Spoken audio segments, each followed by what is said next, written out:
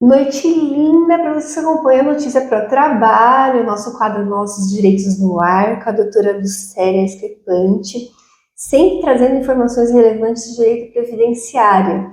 Seja bem-vinda, que bom estar aqui de novo aqui com a gente. Muito obrigada, boa noite a todos.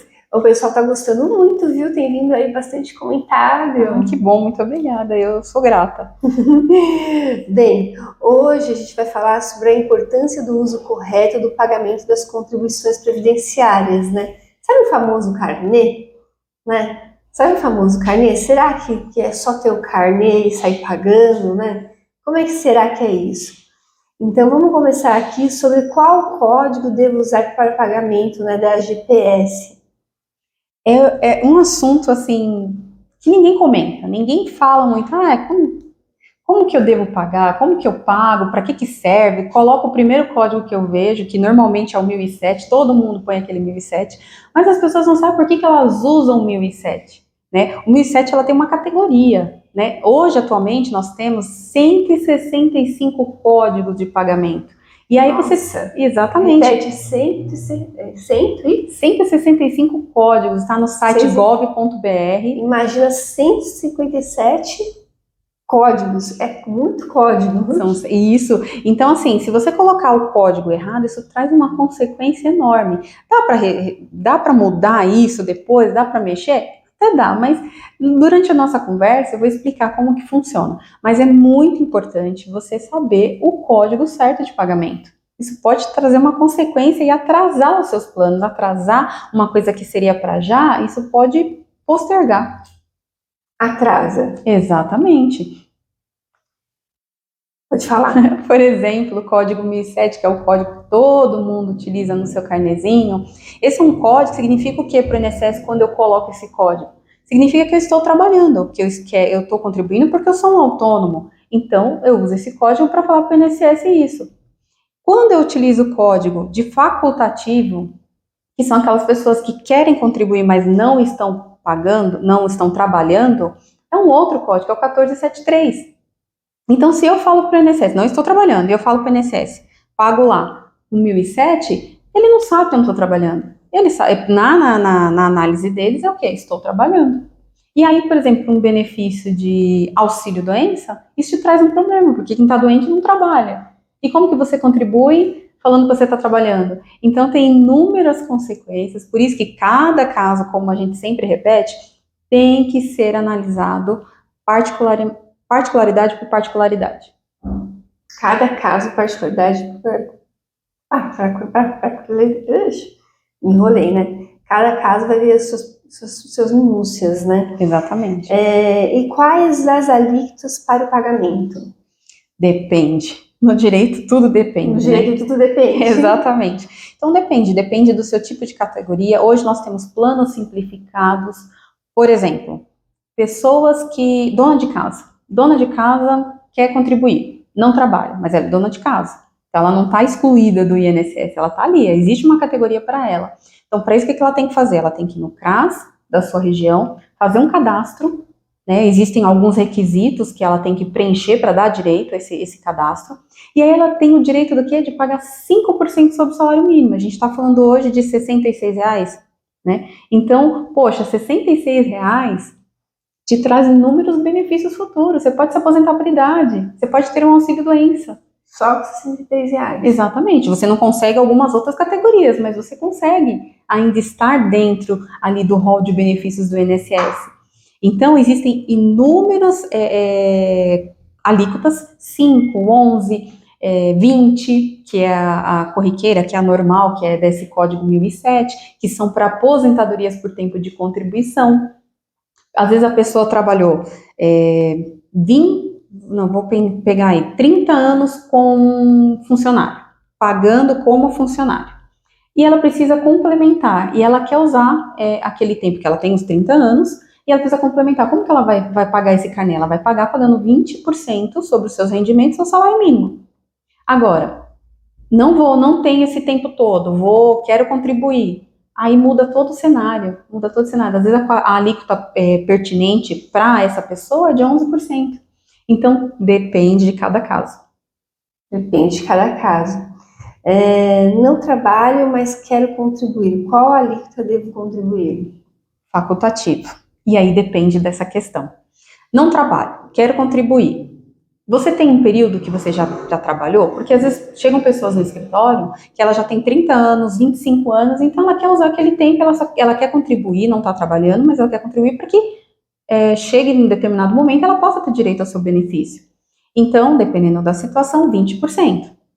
Não trabalho, contribuir 1 ano, 2 anos, por mais que ela venha contribuir algum tempo aí para frente, às vezes não chega aí nesses 30 e tantos anos que a pessoa precisa. A pessoa tem, às vezes, chega no escritório, precisa de 60 anos. Ela tem 1 ano contribuído por INSS. Então, não compensa ela pagar esses 20%, porque não vai entrar. Ela não vai alcançar. Então, aí existe o plano simplificado, que a gente está falando aí de 11% do salário mínimo ou da renda que a pessoa possui. Então, é o que a gente fala aqui nos nossos encontros diretos, né? Precisa ser feita uma análise para a gente sentar e conversar e ver qual a melhor alíquota, qual o melhor plano para ela, para aquela pessoa. Tem pessoas que às vezes falam assim, olha, fulano se aposentou com tanto e ela pagava tanto, mas tem que ver a história dessa pessoa, o seu período contributivo, o que é que encaixa para ela, o que não encaixa. Gente, quanta coisa, né? A gente pensa que é fácil, vocês estão vendo como que essa questão da líquida é diferente, né? E o importante é que as pessoas que trabalham, mesmo que não trabalham, né, resolvem contribuir, podem contribuir, vocês ficaram agora sabendo disso. Então, eu acredito que isso vai ajudar muitas pessoas que estão nos assistindo. E o pagamento do MEI, né, o microempreendedor individual, essa contribuição é válida? Ela é válida, mas existem aí algumas exceções. Por exemplo, para aposentadoria por idade, ela é super válida, porque ela é uma alíquota reduzida. Ah, mas então eu não consigo usar ela para somar o meu tempo de contribuição? Consegue se você complementar. Você vai, a regra é o quê? 20% sobre o salário mínimo sobre a sua contribuição. Então, se você paga com uma alíquota reduzida, para que essa contribuição do MEI ela entre efetivamente, você tem que o quê? Complementar ela. E aí você pagando a diferença, aí essa contribuição num todo do MEI, ela entra para aposentadoria por tempo de contribuição. Regra geral, aposentadoria por idade. Regra geral, com aposentadoria por idade. E qual a consequência de pagar a contribuição com o código errado, né? A gente já ia falar lá no comecinho, agora chegou o momento, né? Exatamente, inúmeras. A principal consequência é o indeferimento. O indeferimento é você buscar aí um benefício, falando, poxa, eu pago o INSS, tenho o direito de ter o meu benefício concedido. E aí você é surpreendido com o indeferimento. Essa é a maior consequência. Eu vou trazer um caso aqui para vocês entenderem. Eu tive um caso de um cliente que ele trabalhava como técnico de uma dessas empresas de telecomunicações. Então, ele fazia passagem de fios de poste a poste. E trabalhou por muitos anos, e aí ele foi acometido de cegueira em ambos os olhos. Parou de trabalhar, porque ele dirigia, então ele já não podia dirigir, ele não tinha mais a visão. E só que ele falou, quero continuar pagando, porque falta pouco para me aposentar. E o que ele fez? Qual foi o erro dele? Ele continuou pagando com o código 1007. O que ele estava falando para o INSS? Estou trabalhando. Como autônomo, mas contribuinte individual, estou trabalhando. Quando ele chegou no escritório e eu fui fazer análise, eu falei assim, você está pagando errado.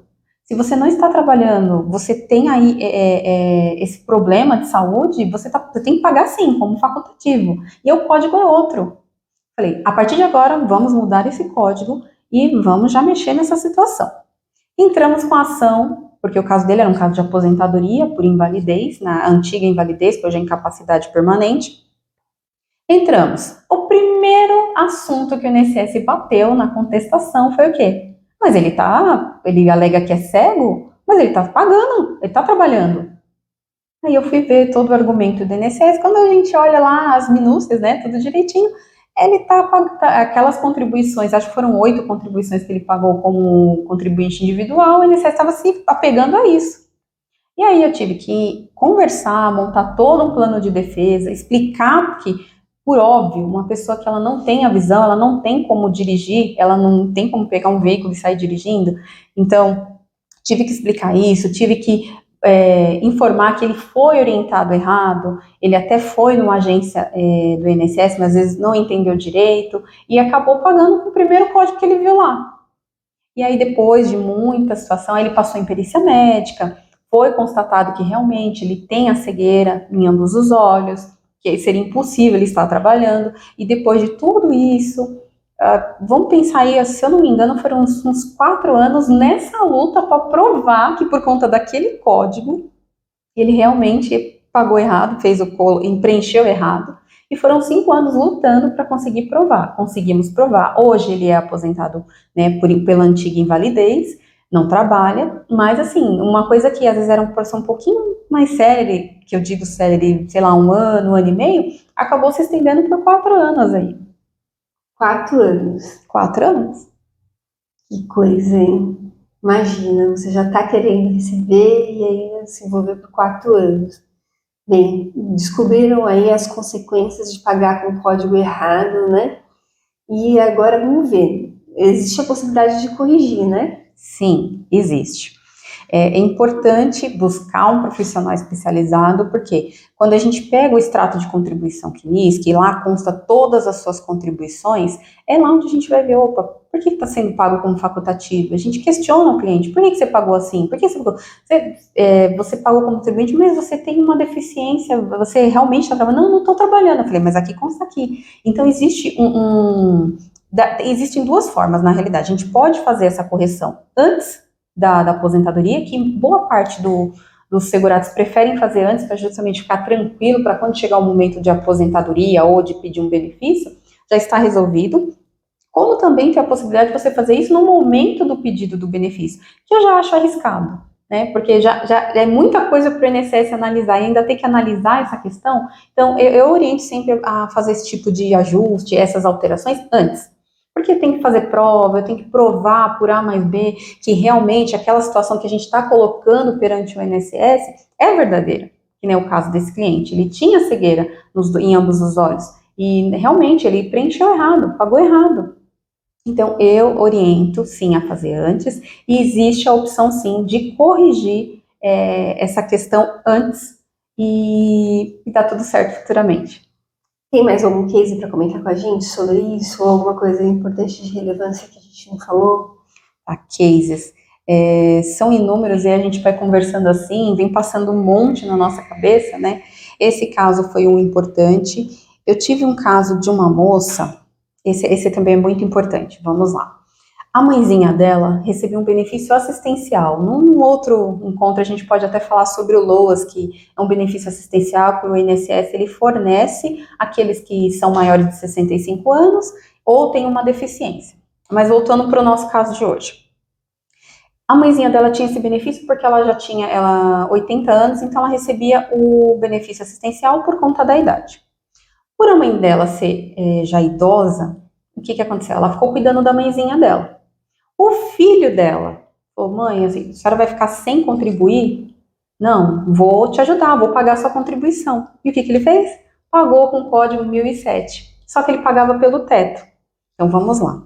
O benefício assistencial do LOAS é um benefício de um salário mínimo determinado para pessoas que não têm condições nenhuma de sobreviver. Então, são para pessoas que não têm nenhum tipo de renda, no máximo a renda de um salário mínimo em uma casa. E quando ele pagava essa contribuição para a mãe dele, que ficava cuidando da avó, e ele pagava sobre o teto, o que o INSS entendeu? Opa, tá tendo uma fraude aí. Então, passaram-se alguns anos, após a análise do INSS, chegou a carta lá. A cartinha pedindo para ela devolver todos aqueles anos que ela havia recebido, porque a filha que morava junto com ela estava pagando sobre o teto.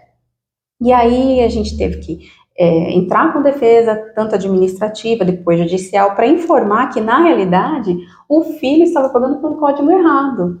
Não era pelo aquele código 1007. A mãe dele não estava trabalhando, ela estava fazendo o quê? Ela estava cuidando da mãe, né, que seria a avó dele, e para ela não ficar sem nenhum tipo de contribuição, até porque faltava pouco, faltavam 5 anos aí para a mãe dele se aposentar, ele pagou no intuito de ajudar e acabou prejudicando o benefício da avó. E, infelizmente, é o que eu falo, gostaríamos muito de ganhar todas, né? Mas a gente, infelizmente, não ganhamos todas. Esse foi um caso que a gente foi até a última instância e, mesmo provando por A mais B que realmente era uma contribuição paga em código errado, não conseguimos reverter. A senhora ela não teve o benefício restabelecido e ela perdeu, e aí tem aí uma cobrança de retroativos que ela tem que devolver. Então, para você ver a importância de se pagar o código correto. Ainda tem que devolver. Sim, você entende-se que você está aí tirando o direito de alguém, você está recebendo uma coisa que não é seu de direito. Então, o INSS ele entra com uma execução e te cobra. Nossa, que sério, né? As pessoas não fazem ideia. Sim, é uma autarquia federal, né? Então, você está tirando o direito, é como se você tivesse lesado o poder público, né? A autarquia federal. Então, eles vão cobrar, é de direito deles. Tem mais casos desses de erros, assim? Existem inúmeros casos. Eu poderia ficar aqui à noite com vocês conversando, explicando. Às vezes pessoas que vão entrar com pedido de auxílio-doença e pagou com um código dizendo que está trabalhando. Então, o INSS ele indefere, porque ele entende na análise dele que você está trabalhando. E se você está incapaz, porque o auxílio-doença é isso. Quando você entra com pedido de auxílio-doença, você está falando que para o INSS eu não tenho como trabalhar por um período. Então, se você contribui dizendo que está trabalhando, ele vai indeferir. Porque o INSS não te conhece, ele conhece você através dos seus pagamentos, das suas contribuições e das informações que são enviadas, não só de forma individual, através do carnê, como através da empresa. Então, para ele é código, ele analisa você como um código. Se você pagar errado, vai estar errado para ele, e aí você tem a probabilidade de ter um benefício indeferido em até 100%. Para vocês verem quanta coisa, né? Bem, como sobrou um tempo aqui, vamos agora falar sobre o livro Pare de Dar Desculpas. Que tal vocês cuidarem da comunicação de vocês investindo no livro Pare de Dar Desculpas? Aqui a gente tem 107 perguntas para você pôr assim em cima da sua mesa, pegar um por dia e te incomodar, e tem 7 passos que a gente orienta para que você faça a sua comunicação melhorar. Seja ela a sua comunicação com a equipe, seja ela a sua comunicação com o cliente, seja ela a sua comunicação no geral. Ele vai conversar com você sobre a sua comunicação no geral. E que tal levar os 8 encontros para aprimorar a sua comunicação para a tua organização? Como é que está a comunicação da tua empresa? Né? Será que os seus empregados já estão sabendo lidar com as redes sociais? Estão sabendo lidar com o dia a dia da comunicação deles? Bem, nesses 8 encontros a gente pode aprimorar a sua comunicação. É um dos treinamentos que mantém aqui a notícia no ar. Então, entra aqui em contato com a gente para poder fazer, né? E tem mais treinamentos. Você sabe que aqui é o local dos treinamentos, doutora, né? Ah, que ótimo. Você já pensou, você já sabe qual é o seu melhor ano? Não. Não? Tá descobrindo aqui com a gente. Exatamente. Tá gostando de descobrir aqui com a gente? Muito. Sou muito grata a todas as dicas e informações. Estou aqui ansiosa a cada encontro para a gente absorver mais informações. Porque a gente tem que fazer as fotos das capas aí do YouTube para vocês, então ela já faz alguma coisa aqui com a gente. Ainda não é um ensaio fotográfico dirigido, mas nós temos um ensaio fotográfico dirigido, onde você tem aí o seu book profissional, né? Não é o book de modelo, o modelo a gente não faz, tá bom? É o book para poder um empregador, aquele gestor, que ele é um porta-voz de uma empresa, de uma organização, é um palestrante, e ele tem que ter umas fotos para poder colocar nas redes sociais, tem que ter fotos melhores para colocar nas redes sociais, com mais conforto. A gente faz de uma forma que você não fique parecendo outra pessoa, mas que se você seja você, que quando as pessoas te vejam que aquela pessoa que estão vendo na foto é você, só que você vai sair com muito mais conforto. Então, querem saber mais sobre os nossos treinamentos?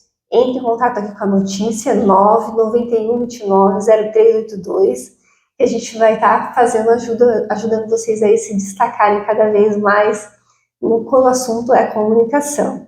Obrigada, doutora, por ter vindo mais uma vez. Como é que faz para saber outras informações? Canal direto, WhatsApp, 11 942884412, Instagram, Advocacia Discrepante. Temos um e-mail também, que é advocaciadiscrepante@gmail.com. Estou aqui à disposição.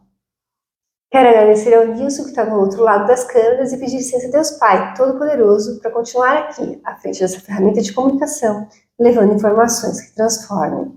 Tchau! Tchau!